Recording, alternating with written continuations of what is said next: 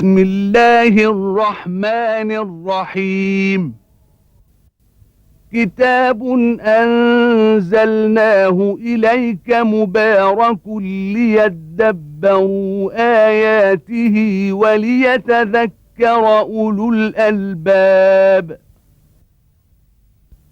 صدق الله العظيم.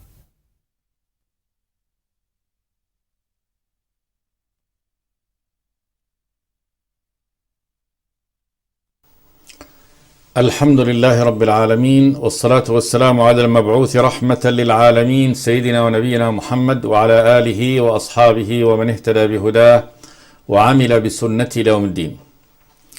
وبعد، فيقول الله تبارك وتعالى: بسم الله الرحمن الرحيم. هل أتى على الإنسان حين من الدهر لم يكن شيئا مذكورا إنا خلقنا الإنسان من نطفة أمشاج نبتليه فجعلناه سميعا بصيرا إنا هديناه السبيل إما شاكرا وإما كفورا إنا أعتدنا للكافرين سلاسل وأغلالا وسعيرا إن الأبرار يشربون من كأس كان مزاجها كافورا عينا يشرب بها عباد الله يفجرونها تفجيرا يوفون بالنذر ويخافون يوما كان شره مستطيرا ويطعمون الطعام على حبه مسكينا ويتيما وأسيرا إنما نطعمكم لوجه الله لا نريد منكم جزاء ولا شكورا إنا نخاف من ربنا يوما عبوسا قمطريرا فوقاهم الله شر ذلك اليوم ولقاهم نضرة وسرورا.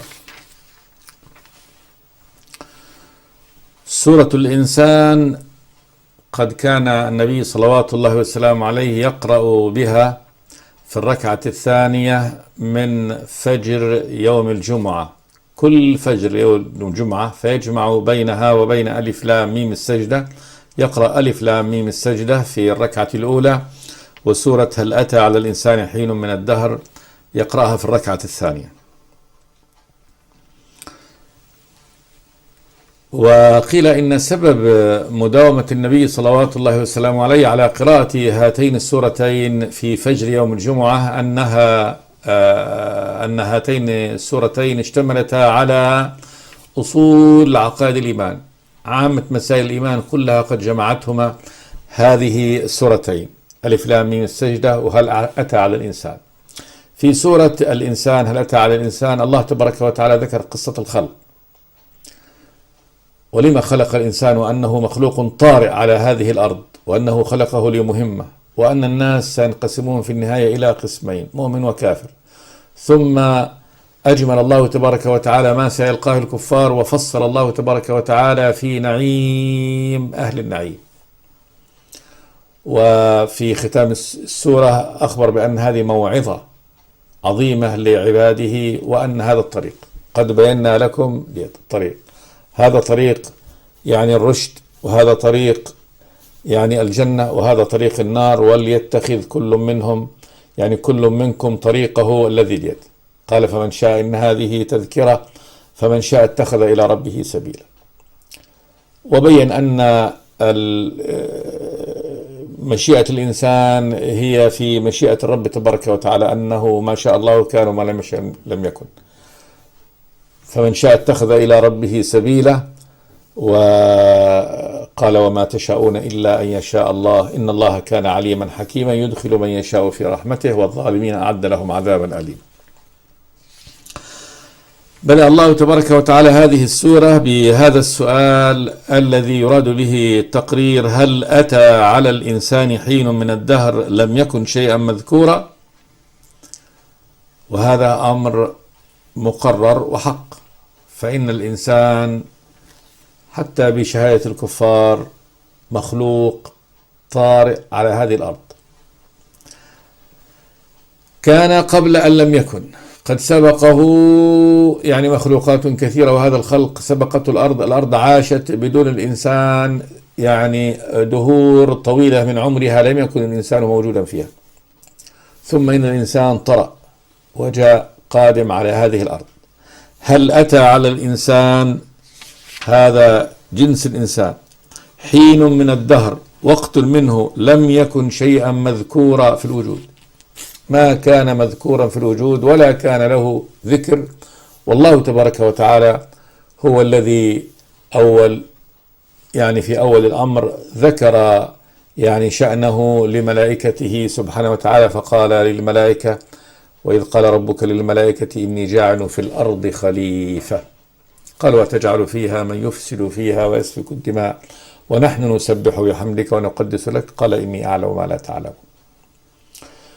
وجاء أن الله تبارك وتعالى أرسل جبريل إلى الأرض، هذا الكوكب المعروف، أتى جبريل وأن يأتيه من تربتها، فجاء جبريل فأخذ من تراب هذه الأرض، من سهلها وكذلك من حزنها، من الأعالي والأسافل الأرض. ثم إن هذا التراب أصبح طينا، خمر ليكون طينا في السماء. وأن الله تبارك وتعالى سوى آدم بيديه، وقال الملائكة: إني خالق بشرا من طين فإذا سويته ونفخت فيه من روحي فقعوا له ساجدين. فسجد الملائكة كلهم أجمعون إلا إبليس أبى أن يكون مع الساجدين. وقص الله تبارك وتعالى قصة بداية خلق هذا الإنسان، خلقه في السماء، ثم إسكانه الجنة، ثم معصية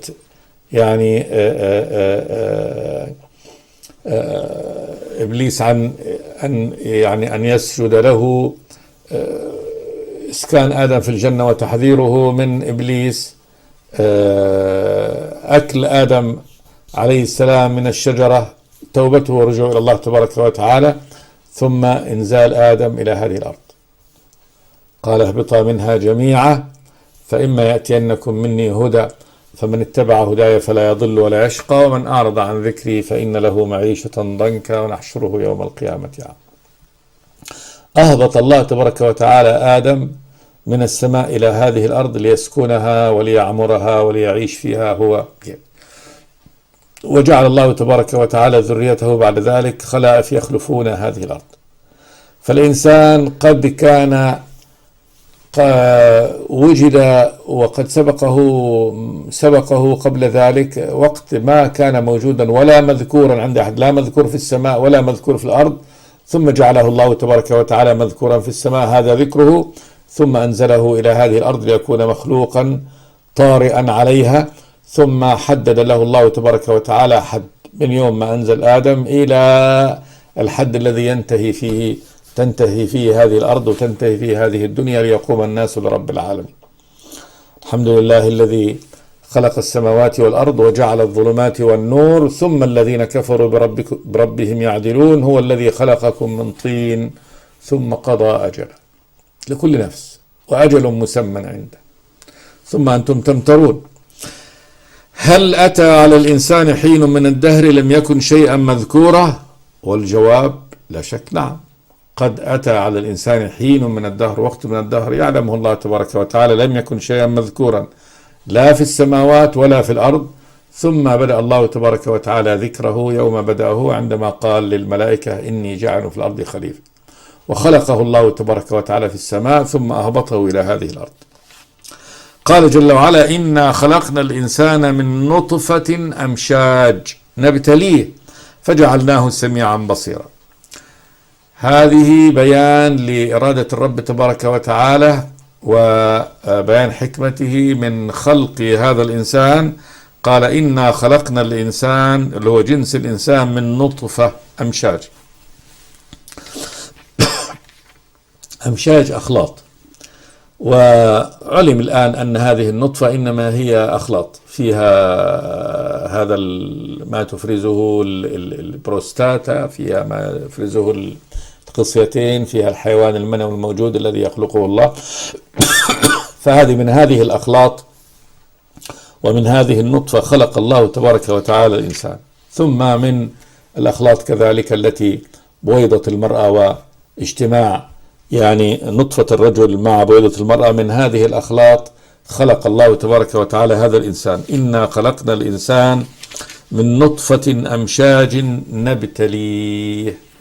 أراد الله تبارك وتعالى أن يختبره، وهذا الابتلاء إنما هو بإحسان العمل، كما قال جل وعلا: الذي خلق الموت والحياة ليبلوكم أيكم أحسن عملا. قال: وهو الذي خلق السماوات والأرض في 6 أيام وكان عرشه على الماء ليبلوكم أيكم أحسن عملا. نبتليه ليختبره الله سبحانه وتعالى بإحسان العمل.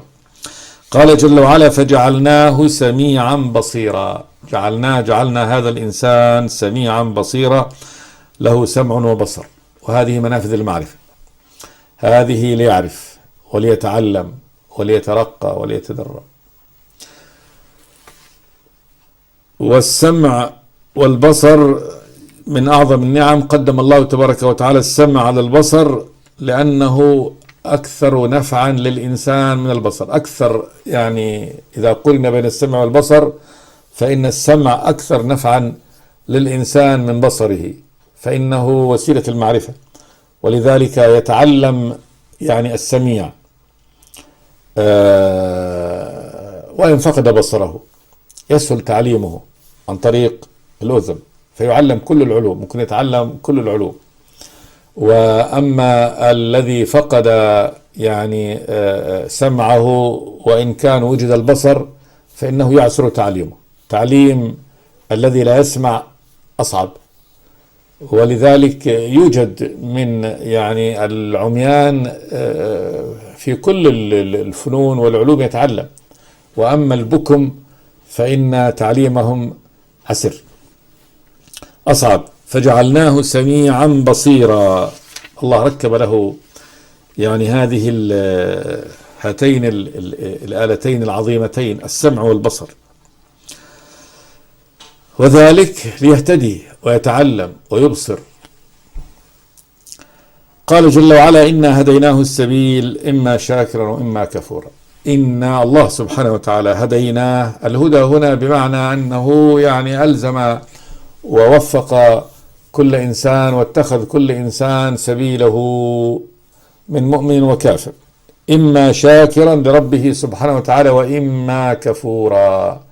إنا هديناه السبيل. قيل الهدى هنا بمعنى يعني الإرشاد والبيان، ولكن الصحيح أن الله تبارك وتعالى قد يسر يعني كل إنسان إلى عمله. من كان من أهل السعادة يسره الله تبارك وتعالى إلى عمل أهل السعادة، ومن كان من أهل الشقاوة يسره الله تبارك وتعالى إلى أهل الشقاوة. كل كما قال النبي: اعملوا فكل ميسر لما خلق له.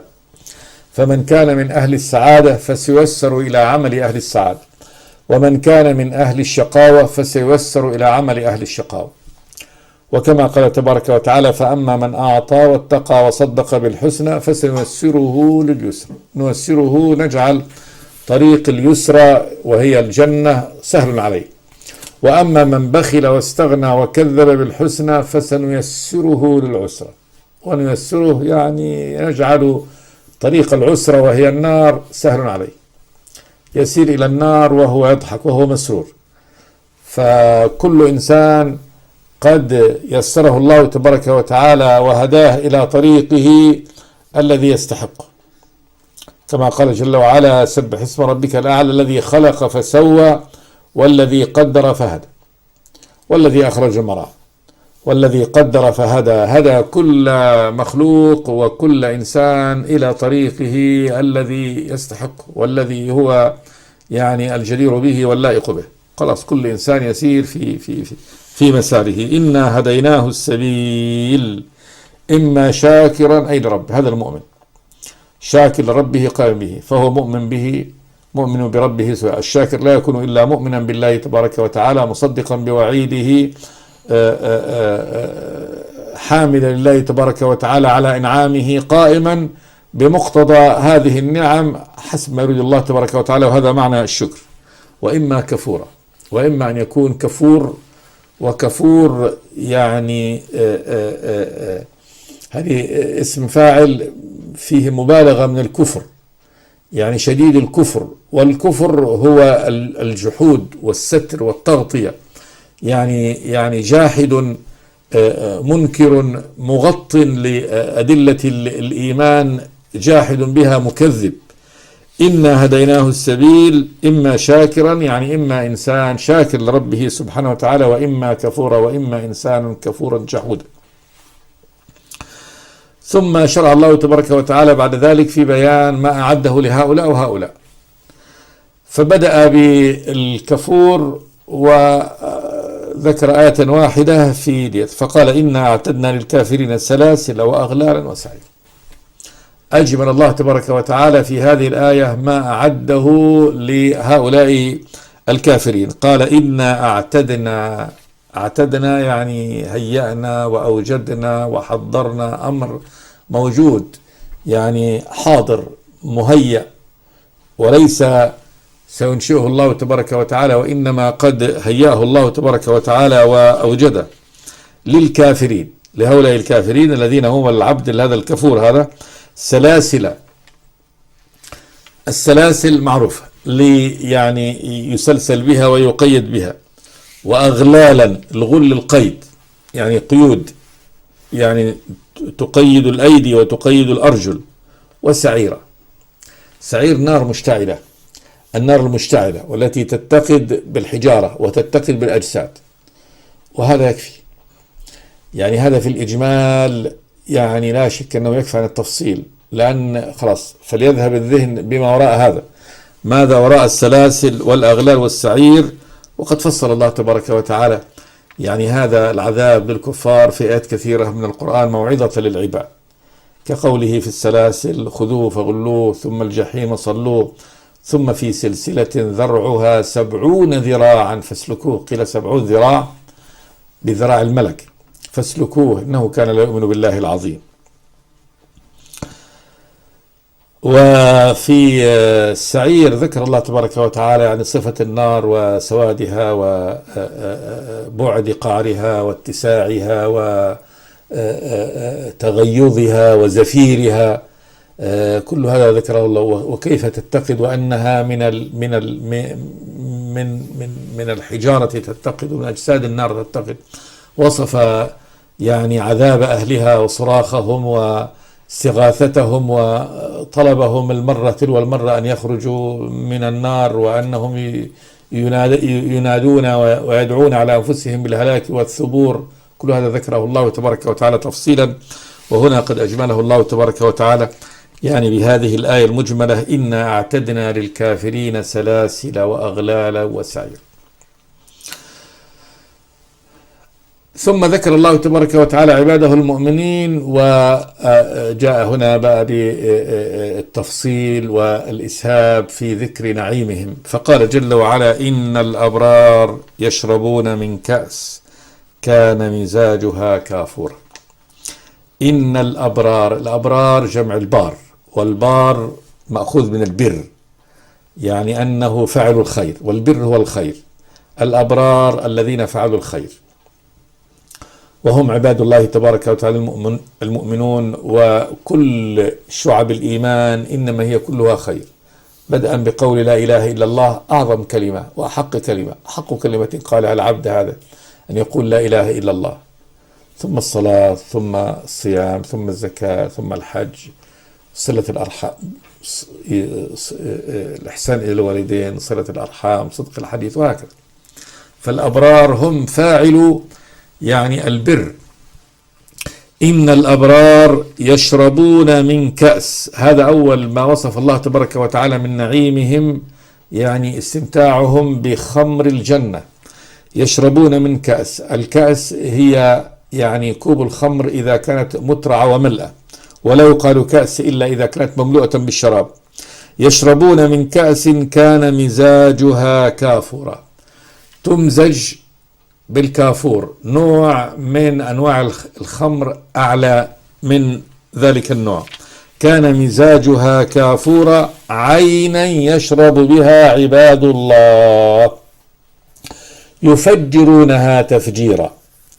عينا يعني صرفا، فعين الكافور الصرف يشرب بها، يعني شراب من هم أعلى من الأبرار، القسم الثاني الأعلى، وهم عباد الله.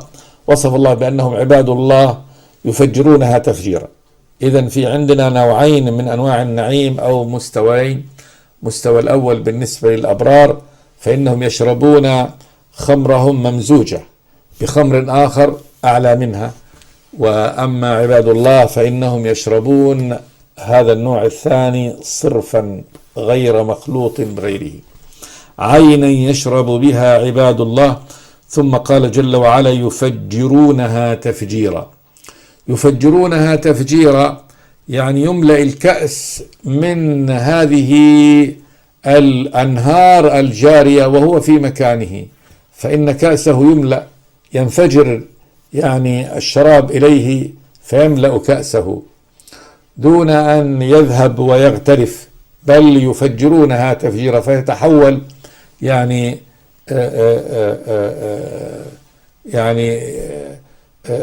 قرن الشراب يتحول إليهم ويملأ كأسه وهو في مكانه. يفجرونها تفجيرا. وهذا يعني كون الله تبارك وتعالى يبدأ بذكر نعيم أهل الجنة في بيان مجالس شربهم وشربهم قبل أن يبين لباسهم وطعامهم وشرابهم وذلك أن هذا يعني نهاية المتعة، يعني قمة المتاع وهدي.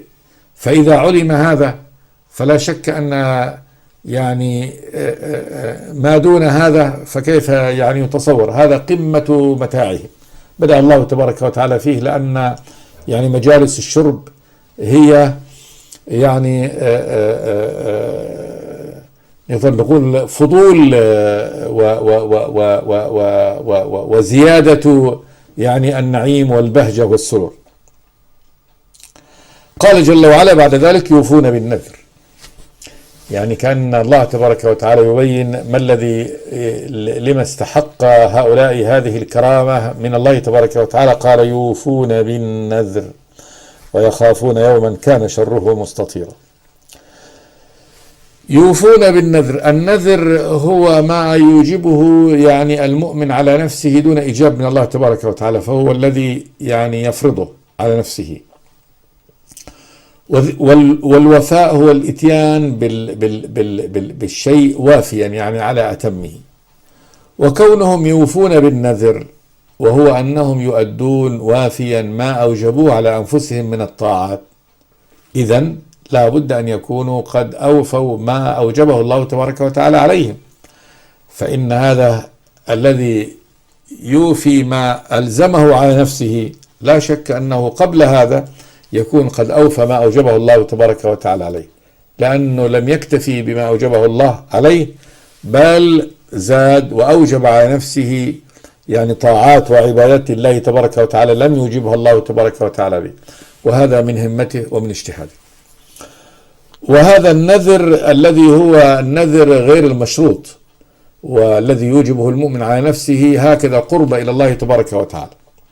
وأما النذر المشروط وهو ما يقول فيه يعني المؤمن ربي إن فعلت لي كذا فعلت كذا، فإن هذا مكروه وليس ممدوحا، يعني ولا يمدح الإنسان يعني المؤمن عليه، كما قال النبي صلوات الله وسلامه عليه إن النذر لا يأتي بخير ولكن يستخرج به من البخيل. فهذا البخيل الذي يشارط ربه يقول ربي إن فعلت كذا، يعني مثلا إن شفيتني من هذا المرض تصدقت بكذا أو صمت بكذا أو فعلت كذا، فهذا يعني بالمشارطة. فإن وجد أن الله تبارك وتعالى فعل هذا قام بها، والحال أن الله تبارك وتعالى لا يعطيه لأنه شارطه. فإن الله يقول يعني رسول صلوات الله والسلام عليه يقول إن النذر لا يأتي بخير، يعني ليس هذا الخير الذي يأتي به هو لأجل المشارطة ولكن يستخرج به من البخيل، لكن شرع هذا لأن البخيل الذي يشارط ربه فإنه هذه طريقة لاستخراج يعني هذه الطاعة يعني منه، وهي له في النهاية، يعني عبادته له لنفسه وليست يعني الله ليس فقيرا إلى عبادة العبد سبحانه وتعالى. أما هؤلاء أهل الإيمان فإن نذورهم غير مشروطة، إنما هم أوجبوا على أنفسهم يعني ما أوجبوه من الطاعات والعبادات قربة إلى الله تبارك، يريدون أن يتقربوا إلى الله جل وعلا منهم، فيحملون أنفسهم من الأعمال حمل آخر غير يعني ما أوجبه الله، يعني إرادة لما عند الله سبحانه وتعالى. يوفون بالنذر ويخافون يوما كان شره مستطيرا. انظر، يعني هؤلاء فعلوا الطاعات التي أمره الله، وأوجبوا على أنفسهم طاعات أخرى لم يجبها الله ووفوها، كل هذا وفوه، ومع ذلك هم خائفين من الله تبارك وتعالى، خائفين من يوم القيامة. وهذا هو قمة الإيمان، هذه هي التقوى الحقيقية. ويخافون يوما كان شره مستطير. فهم مع فعلهم للطاعات إلا أنهم خائفين، كما وصفهم الله تبارك وتعالى، كما قال في الآية الأخرى، قال والذين يؤتون ما آتوا وقلوبهم وجلة أنهم إلى ربهم راجعون. والذين يؤتون ما آتوا من الطاعات وقلوبهم وجلة خائفة أنهم إلى ربهم راجعون. وفي حديث أم عائشة رضي الله تعالى عنها يقول سألت رسول الله عن هذا، قلت يا رسول الله هل يسرقون ويزنون ويخافون؟ قال لا، يصلون ويصومون ويخافون. فهم مع صلاتهم وصيامهم إلا أنهم خائفين من الله تبارك وتعالى. ومثل هذا قول الله تبارك وتعالى والذين يبيتون لربهم سجدا وقياما والذين يقولون ربنا اصرف عنا عذاب جهنم إن عذابها كان غراما. قيل صلوا الليل إلى السحر ثم استعاذوا بالله تبارك وتعالى من النار في السحر بعد العبادة. فهم مع أدائهم للعبادة ويعني تقربه إلى الله بصنوف هذه القربات إلا أنهم خائفون، يعني كما أيضا قال تبارك وتعالى إن الإنسان خلق هلوعا إذا مسه الشر جزوعا وإذا مسه الخير منوعا إلا المصلين الذين هم على صلاتهم دائمون والذين في أموالهم حق معلوم للسائل والمحروم والذين يصدقون بيوم الدين والذين هم من عذاب ربهم مشفقون إن عذاب ربهم غير مأمون. فهم دائمون على صلاتهم، مخرجون لحق الله تبارك وتعالى في أموالهم، مؤمنون بيوم القيامة، خائفون من يوم القيامة أشد الخوف. فمع قيامهم بهذه الطاعات إلا أنهم خائفون من ربهم تبارك وتعالى أشد الخوف. فهؤلاء هنا وصفهم الله تبارك وتعالى، هذا عباد الله، هؤلاء عباد الله قال جل وعلا يوفون بالنذر ويخافون. فمع يعني إيفائهم بالنذر هم يخافون الله تبارك وتعالى، قال ويخافون يوما كان شره مستطيرا. اليوم القيامة وصف الله هذا اليوم قال كان شره مستطيرا، والاستطارة هي الانتشار في كل مكان، يعني أن شر هذا اليوم في كل مكان، ليس محصور على يعني طائفة معينة مثلا كفار، لا، هذا اليوم هذا شره في كل مكان. ولذلك الرسل تقول في هذا اليوم إن ربي قد غضب اليوم غضبا لم يغضب قبله مثله ولن يغضب بعده مثله. والكل يقول نفسي نفسي نفسي، كل رسول يقول نفسي نفسي نفسي، فيفكر في هم نفسه وليس له يعني أن يذهب ليشفع عند الله تبارك وتعالى يعني في غيره. وكذلك أحوال أهل الإيمان تكون يعني في شدة طويلة وكرب، فإن هذا يوم طويل عبوس قمطرير. وإن شاء الله في الحلقة الآتية نأتي إلى يعني تفصيل ما ذكر الله تبارك وتعالى يعني في شر هذا اليوم. يوفون بالنذر ويخافون يوما كان شره مستطيرا. نقف هنا. الحمد لله رب العالمين. بسم الله الرحمن الرحيم. كتاب أنزلناه إليك مبارك ليدبروا آياته وليتذكر أولو الألباب. صدق الله العظيم.